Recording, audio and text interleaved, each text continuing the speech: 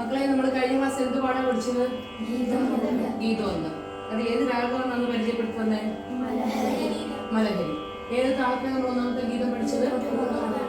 എന്താണ്? ഉറക്കെ പറയും. രൂപക താളം. അതെങ്ങനെ ഇടുക? അല്ല, അംഗങ്ങളൊന്ന് പരിചയപ്പെടുത്തു. 2 അടിയും 1 പിച്ച് അല്ലേ? ഓക്കെ. ഇനി ഈ മലഹരി രാഗം ഏതിന്റെ ജന്യമാണ്? ഏതിൽ നിന്നുണ്ടായ രാഗമാണ്? മായാമാളവഗോള അല്ലെ? അത് എത്രാമത്തെ മേളകർത്ത രാഗമാണ്? 15ാമത്തെ മേളകർത്ത രാഗം അല്ലേ? ശരി, നമുക്ക് ഗീതം നോക്കാം. കഴിഞ്ഞ ക്ലാസ് പഠിച്ചത് കുറച്ചെങ്കിലും ഓർമ്മ ഉണ്ടാവും വിചാരിക്കുന്നു അല്ലേ? ശരി. സരി മ പ ധ സ, സരി മ പ ധ സ, രി ചെറിയ രി, ധ ചെറിയ ധ, വലിയ എന്തെങ്കിലും ഉണ്ടോ ഇതില്? ഇല്ല അല്ലേ? സ രി, രി ചെറിയ രി, മ ചെറിയ മ, പഞ്ചമം ചെറിയ ധ, അതായത് ശുദ്ധ ഋഷഭം, ശുദ്ധ മധ്യമം, പഞ്ചമം, ശുദ്ധ ദൈവതം. ഓക്കെ അല്ലേ? അപ്പൊ ആരോപണം ഒന്നുകൂടെ പാടാം. സരി മ പ ധ സ, സരി മ പ ധ സ, സ ധ പ മ ഗ രി സ, സ ധ പ മ ഗ രി സ. ഇതിലെന്താ പ്രത്യേകതയുള്ളത്? ആരോഹണത്തിൽ എത്ര സ്വരമുണ്ട്? 5 സ്വരങ്ങൾ. അതിന് എന്ത് പേര് പറയും? 5 സ്വരങ്ങളുള്ള രാഗത്തിന് എന്ത് പേര് പറയും? ഔഡവ രാഗം. ഇനി അവരോഹണത്തിൽ എത്ര സ്വരങ്ങളുണ്ട്? 6. അതിന് എന്ത് പേര് പറയും? ഷാഡവ സ്വരങ്ങൾ. എന്താണ്? ഷാഡവ സ്വരം. അപ്പോ ആരോഹണത്തിൽ 5ഉം അവരോഹണത്തിൽ 6 സ്വരങ്ങളും ഉള്ളതുകൊണ്ട് ഈ രാഗത്തിന് എന്ത് പേര് പറയും? ഔഡവ ഷാഡവ രാഗം. ഓക്കെ അല്ലേ? ഒരു ഔഡവ ഷാഡവ രാഗത്തിന് ഉദാഹരണം ചോദിച്ചാൽ നിങ്ങൾക്ക് ഏത് പറയാൻ പറ്റും? മലഹരി. ഔഡവ means 5, ഷാഡവ means 6. ആരോഹണത്തിലും അവരോഹണത്തിലും ഉള്ള സ്വരങ്ങളുടെ എണ്ണം വെച്ചിട്ട് നമുക്ക് ആ രാഗത്തിന്റെ ആ പേര് വെച്ചിട്ട് നമുക്ക് ആ രാഗത്തിന് എത്ര സ്വരങ്ങളുണ്ടെന്ന് കണ്ടുപിടിക്കാൻ പറ്റും. ഓക്കെ അല്ലേ? ക്ലിയർ അല്ലേ? അപ്പൊ ഔഡവ ഷാഡവ രാഗത്തിന്റെ ഉദാഹരണം എന്താ നമ്മൾ പഠിക്കുന്നത്? മലഹരി. ശരി, നമുക്ക് ഗീതം നോക്കാം അല്ലേ? മ പ ധ സ, സ രി മ പ ധ സ, സ രി, രി സ ധ പ മ പ, രി സ ധ പ മ പ, രി മ പ ധ മ പ, രി മ പ ധ മ പ, ധ പ മ ഗ രി സ, ധ പ മ ഗ രി സ, സ രി മ ഗ രി, സ രി മ ഗ രി, സ രി ഗ രി സ, സ രി ഗ രി സ, രി മ പ ധ മ പ, രി മ പ ധ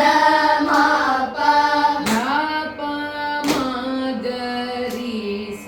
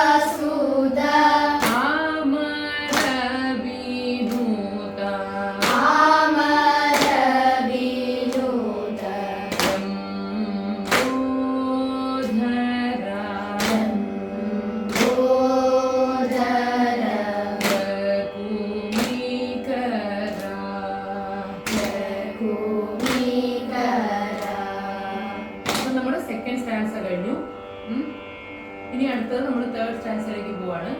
അതില് സാഹിത്യത്തില് സകല വിദ്യാദി പൂജിത നമ്മൾ ചേർത്ത് വേണം പാടാൻ. അപ്പൊ ഞാൻ ആദ്യത്തെ വരി ആ ഫുൾ വരിയായിട്ട് പാടാൻ പോവാം.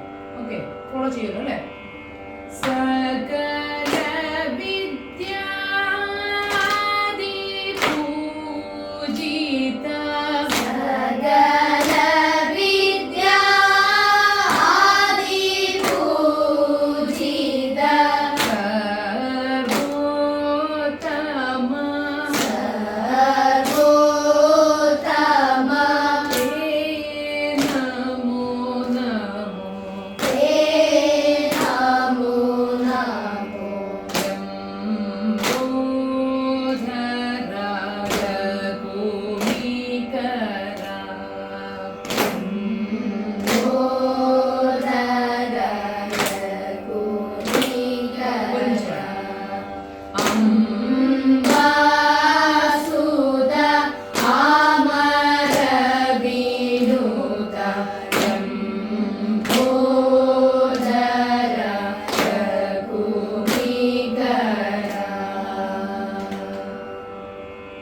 എല്ലാവർക്കും മനസ്സിലായില്ലേ?